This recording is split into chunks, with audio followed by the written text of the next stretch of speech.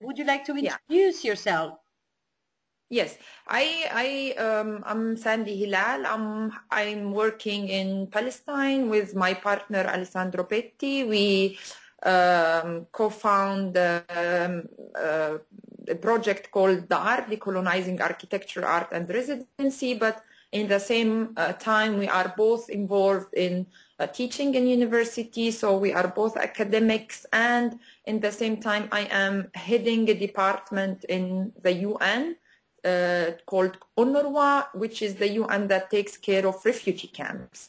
And all our attempt is, first of all, to understand, and comes out of decolonizing architecture, to understand processes, to understand how we could reimagine a reality that is blocked by politics. No, and when politics are not able anymore to see any kind of hope in the future of any place, we try to understand how art and architecture could give another vision, another way of looking at things, and not to accept that the political situation is absolutely blocked. There is no way out. What we are saying, okay, we will take it as it is. We will try to understand how we could engage with the reality and how art and architecture could really add to the politics, and not only because what we suffer a lot, especially in a place like Palestine, which is very much under the lights of all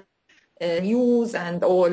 It's a place that is absolutely overwhelmed of images, and so what we were trying to understand how to actually, in a place like this, not to perpetuate the politics and to wait until the second war in Gaza or until a disaster that would happen in order to describe it and just like describe it better to the world, much more how we could engage in the reality and change it, in which way art could be not only descriptive, not only seeing what is happening here in such a disastrous place in terms of image, because of course the image is so strong, but for me it's very important to understand how to create an image, and not only to really describe an image, but to try to be engaged totally within the reality and to create it. And I can give very easily thinking about, because it might look like abstract what I'm speaking about, but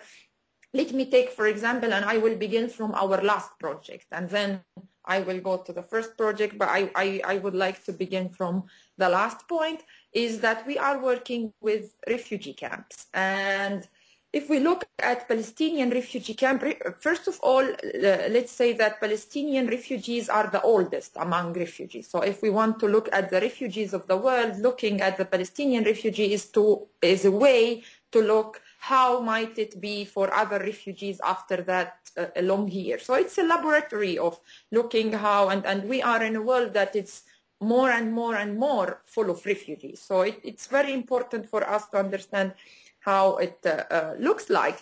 And let's return back with a time to the history of Palestinian refugees. Actually, they were forced to leave their homes in the 48, and they found themselves suddenly in a tent.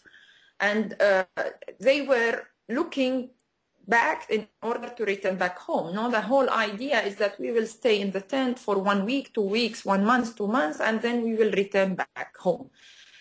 This did not happen actually to the Palestinian refugees, and they found themselves in a tent for years. After years, and in the harsh winter, as it was described in the Palestinian literature, Palestinians were forced to replace these tents with walls, with concrete walls, in order to protect themselves from the very cold winter.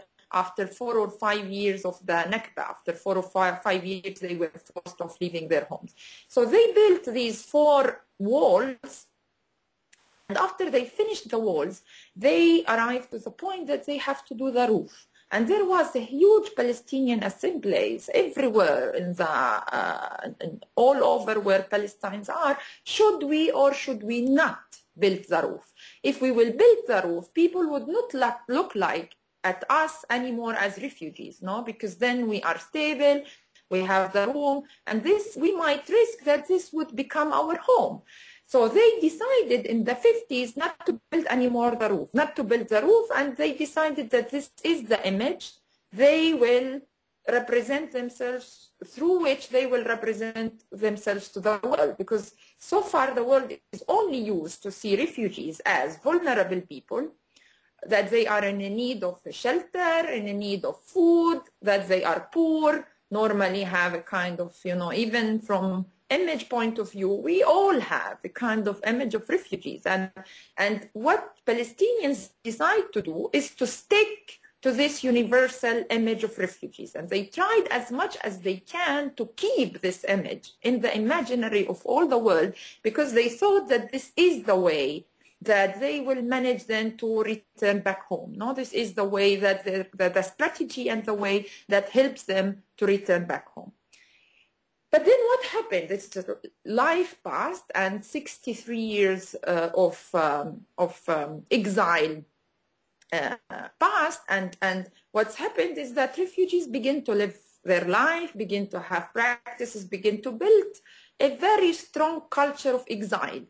But the problem is that they built culture of exile, and in the same time, they decided not to improve, or at least that their strategy would be, we will not improve the camp. So you will go to any camp, and I will take now the case of the Hesha camp. It is a camp in Bethlehem.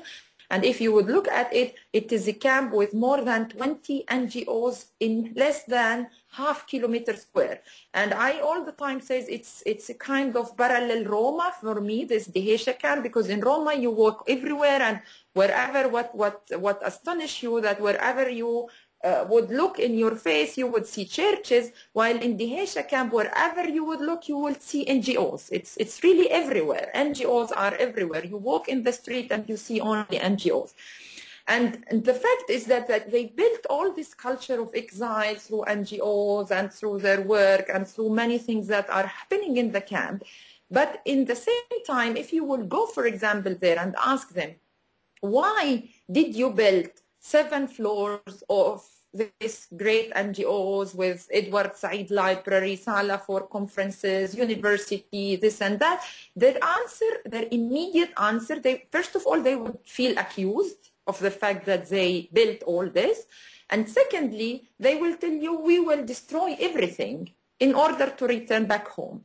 And as if in order to stick to the image that the world have, to the universal image that the world have for refugees, these refugees cannot have all this culture of exile. They cannot build it, because if you have culture, if you build your place, then people would not look at you as refugees. So what is happening is that so far in the refugee camps, you have to erase 63 years of culture of exile in order to return back home. So the whole concept of the right of return was built on the fact that the exile needs to be a tabula rasa in order to return back home. If you will not destroy your home, you will not be able to return back to the other home, because this is how we see you. This is how.